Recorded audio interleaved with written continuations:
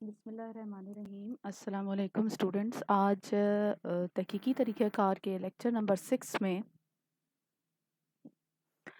हम तहकीक की इक़साम को कंटिन्यू करेंगे। लास्ट लेक्चर में हमने मकसद के लिहाज से और मनहाज के लिहाज से तहकीक की इक़साम डिस्कस की थी। आज मौज़ूआत के लिहाज से तहकीक की इक़साम में से पहली किस्म को हम इन डिटेल डिस्कस करेंगे, क्योंकि ये बज़ाते ख़ुद एक टॉपिक के तौर पर आ सकता है। ये पहली किस्म है तजर्बाती तहकीक या एक्सपेरिमेंटल रिसर्च। जैसा कि नाम से ज़ाहिर है, ये तजर्बे की शक्ल में होगी।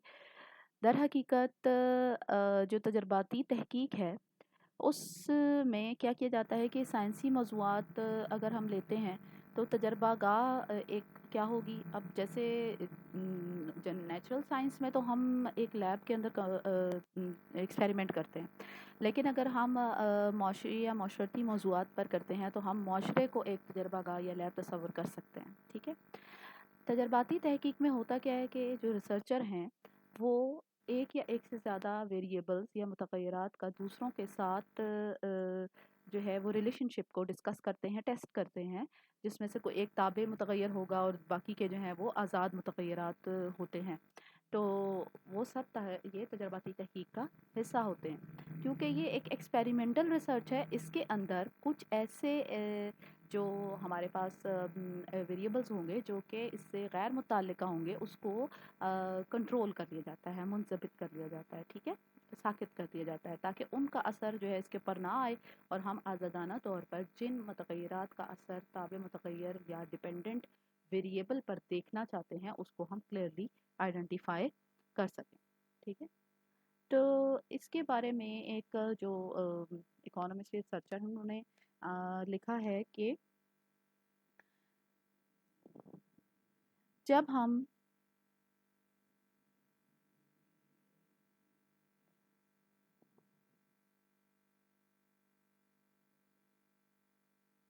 तजर्बेगाह या लेबॉर्ट्री का तरीका कहते हैं, तो क्या होता है कि जब हम अमली तरीके पर, इख्तियारी तरीके पर जो एक जो मसला होता है उसके जो अनासिर होते हैं, ठीक है, एलिमेंट्स होते हैं, उनको हम जब परखते हैं, ठीक है, मैनिपुलेट करते हैं, उसके लिए हम एक पूरा कंट्रोल्ड तरीक़ा कार इख्तियार करते हैं और उसमें हम साइंसी तज्ज़िया करते हैं और फिर जो इससे रिज़ल्ट्स आते हैं उनको हम ऑब्जेक्टिवली या मारूज़ी तौर पर जो है वो उसका तज्ज़िया करते हैं।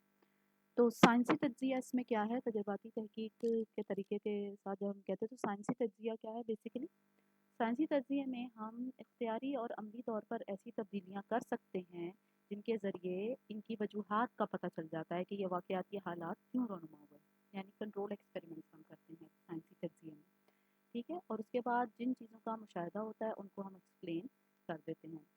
साइंसी तज्ज़िया में हम अपनी मर्ज़ी से जो कंट्रोल्ड एनवायरनमेंट के अंदर एक्सपेरिमेंट करते हैं। ठीक है। साइंसी तज्ज़िये का मकसद क्या होता है बेसिकली, हम खुद तब्दीलियाँ लाके वेरिएशंस दे के हालात वाक़यात के अंदर जो असबाब और नताइज के दरमियान ताल्लुक़ है उसको हम बदल बदल के टेस्ट करते हैं और फिर देखते हैं कि ये जो मसला है ये किस वजूहात की बिना पर दरपेश हुआ है। ठीक है।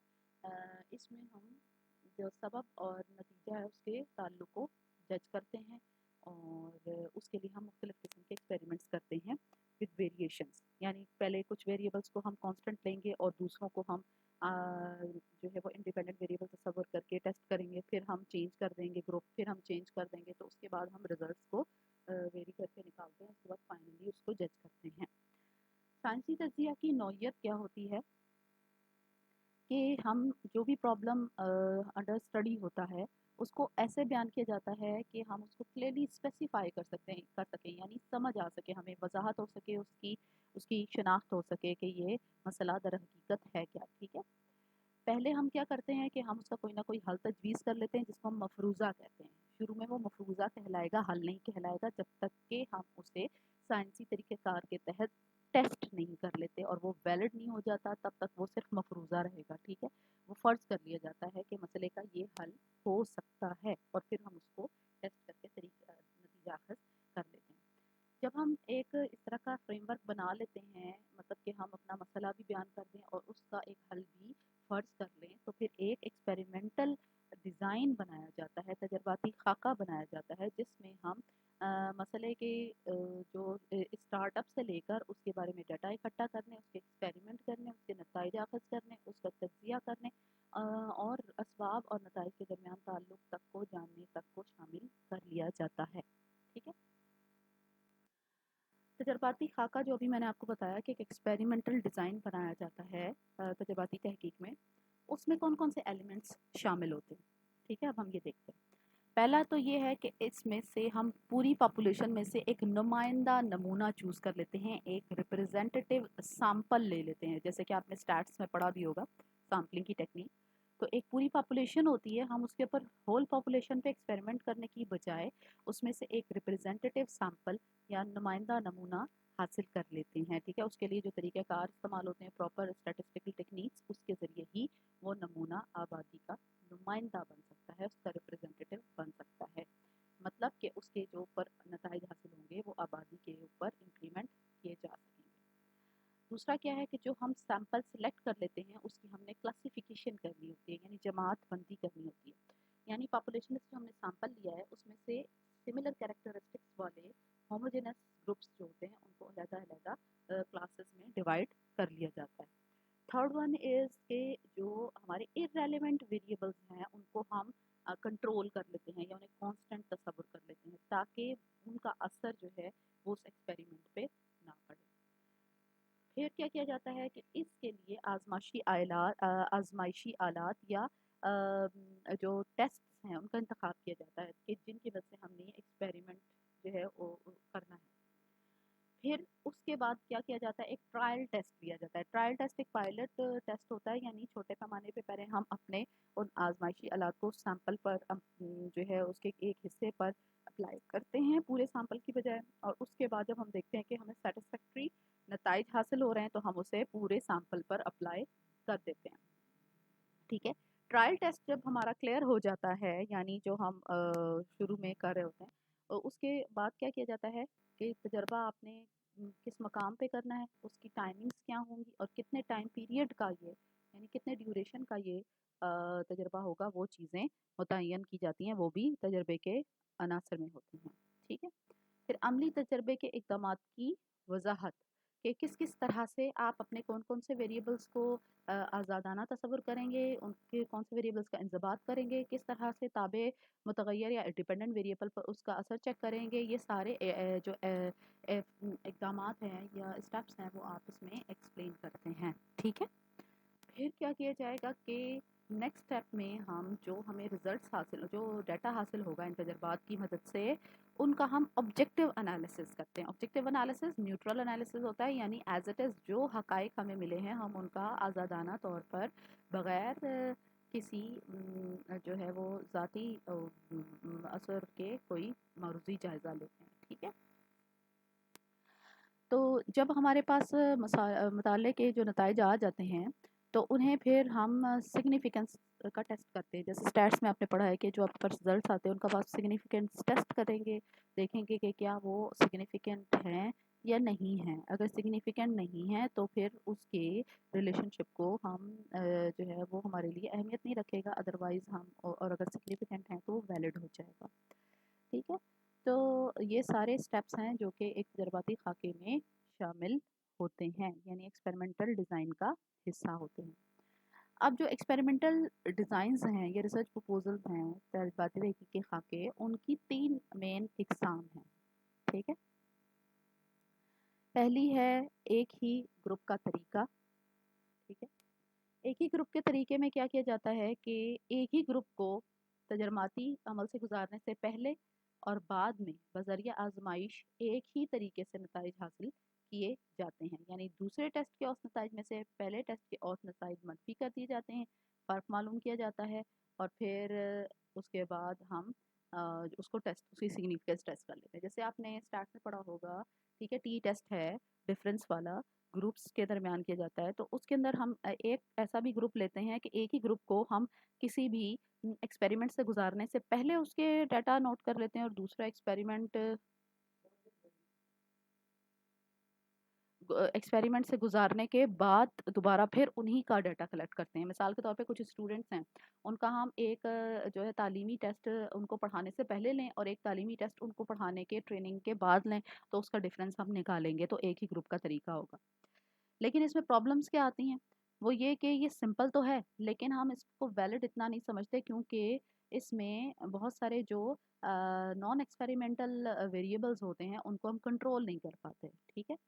तो इसलिए जो कम से कम अगर हम तहकीक पे ऐसे अनासिर को असरअंदाज होने दें, तो फिर इस पे भरोसा किया जा सकता है। मिसाल के तौर पे अगर आपने जिन स्टूडेंट्स को आपने नहीं पहले पढ़ाने से पहले टेस्ट किया और दूसरों को पढ़ाने के बाद टेस्ट किया, हो सकता है उसमें से कुछ ऐसे हों जिनको आपने नहीं पढ़ाया, लेकिन हो सकता है कि वो जो है वो कि ऑलरेडी उस चीज़ के बारे में जानते हों या कुछ इस तरह से। दूसरा तरीका है मसावी ग्रुप का तरीका या पैरेलल ग्रुप मेथड। इसमें क्या करते हैं कि जो पहले ग्रुप जो हमने अभी टेक्निक पढ़ी है, एक ही ग्रुप का तरीका, उसकी जो प्रॉब्लम्स हैं उसे दूर करने के लिए क्या किया जाता है कि मसावी खसूसियात यानी एक जैसी खसूसियात रखने वाले दो ग्रुप लिए जाते हैं। उनमें से एक को हम इंज़बाती ग्रुप या कंट्रोल्ड ग्रुप कह देते हैं और दूसरे को एक्सपेरिमेंटल ग्रुप या तजर्बाती ग्रुप कहते हैं। फिर क्या किया जाता है कि आज़ाद मुतग़य्यर या तजर्बाती मुतग़य्यरात के असरात को तजर्बाती ग्रुप पर आजमाया जाता है, लेकिन इंज़बाती ग्रुप पर नहीं आजमाया जाता। यानी दो ग्रुप्स लेंगे हम, एक को हम एकेडमिक ट्रेनिंग देंगे और एक को नहीं देंगे, और फिर दोनों का टेस्ट लेंगे, तो फिर उनका डिफरेंस हम फिर देख लेंगे, ठीक है? लेकिन इसमें भी प्रॉब्लम्स आती हैं। तो इसमें प्रॉब्लम्स क्या हैं कि अगर हम कह रहे हैं कि मसावी खसूसियात वाले दो ग्रुप्स बना रहे हैं, तो ज़रूरी नहीं है कि हमें एग्जैक्टली सेम कैरेक्टरिस्टिक्स वाले अफराद जो हैं वो मिल जाएं और हम उनके दो ग्रुप्स बना सकें। तो ऐसे में हम क्या करते हैं कि दो एक जैसे ग्रुप का इंतखाब करना जो बिल्कुल एक जैसी खसूसियात रखते हों, ये मुश्किल काम है।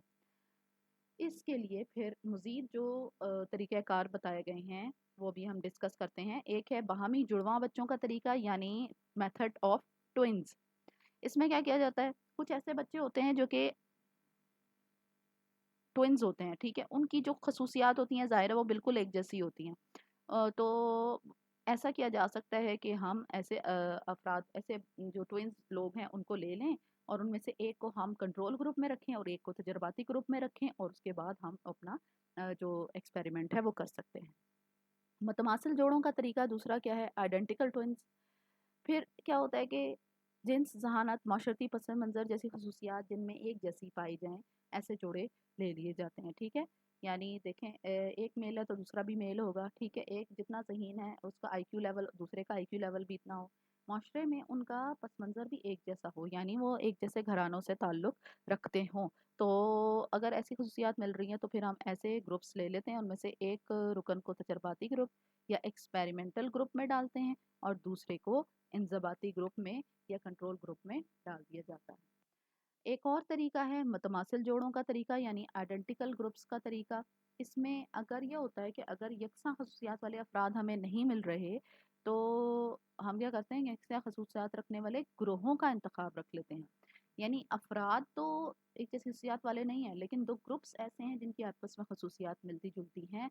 तो फिर हम क्या करते हैं कि औसतन स्कोर पहले देख लेते हैं, मुख्तलिफ खसूसियात टेस्ट करके कि उनकी आपस में मिल रही हैं या नहीं। अगर मिल रही हैं, सिमिलर हैं, तो फिर हम उनको लेकर एक को जो है वो कंट्रोल ग्रुप में डाल देते हैं और दूसरे को तजर्बाती ग्रुप में। नेक्स्ट टाइप इसकी है इत्तफाकिया ग्रुप का तरीका। इत्तफाकिया ग्रुप का तरीका कैजुअल ग्रुप्स हैं, यानी इसमें जो इंतखाब किया जाता है तो उसमें बराह रास्त आपकी अपनी राय असरअंदाज नहीं होती अफराद के इंतखाब पे, जो अब आप दो ग्रुप बनाते हैं। इसमें हम रैंडम टेक्निक इस्तेमाल करते हैं कि रैंडमली हम कुछ अफराद को एक ग्रुप में डालते हैं और कुछ अफराद को दूसरे। तो रैंडम टेक्निक सिलेक्शन जो है वो होती है, उसे हम इत्तफाकिया ग्रुप का तरीका कहते हैं। तो जो पॉपुलेशन के तमाम जो रुकन हैं, एलिमेंट्स हैं, मेंबर्स हैं, उनके पास इक्वल चांस होता है of being selected in either group, experimental group और कंट्रोल ग्रुप, ठीक है? फिर यकसानियत के लिए शुमारियाती तरीका क्या इस्तेमाल किया जाता है? जब मुहक्किक को तजर्बे के रद्द-ए-अमल पर होने वाले असरात का अंदाज़ा ना हो सके जब तक कि तजर्बे का अमल असल में वाक़या ना हो, تو محقق تجربے کے درمیان غیر منضبط متغیرات کو اثر انداز ہوتے دیکھ رہا ہوتا ہے، تو وہ کیا کرتا ہے کہ شماریاتی طریقہ استعمال کرتا ہے، جس کو ہم باہمی اختلافات کا تجزیہ بھی کہتے ہیں۔ باہمی اختلافات کا تجزیہ کیا ہے کہ جب وہ جب اس کے پاس ڈیٹا آ جاتا ہے اور اس کا جو ریزلٹس کو وہ انالیسس کر رہا ہوتا ہے، تو اس میں جو ڈفرینسز آ رہے ہوتے ہیں ان کے ڈفرینسز کا انالیسس کرتا ہے، ٹھیک ہے۔ تو جیسے انالیسس آف ویریئنس ہم کرتے ہیں یا کچھ اس طرح سے، ٹھیک ہے۔ لاسٹ ون از گردشی گروہ کا طریقہ، سرکولیشن گروپ۔ اس میں کیا کرتے ہیں کہ جب ہمارے پاس لوگوں کی تعداد بہت کم ہو جو کہ مناسبت رکھتے ہوں ہمارے تجربات سے، تو ہم پہلے مرحلے میں متماثل گروپ کا طریقہ استعمال کرتے ہوئے دو گروپ بنا لیتے ہیں، ایک گروپ الف اور گروپ ب، پھر دونوں پہ الگ الگ تجربات کیے جاتے ہیں۔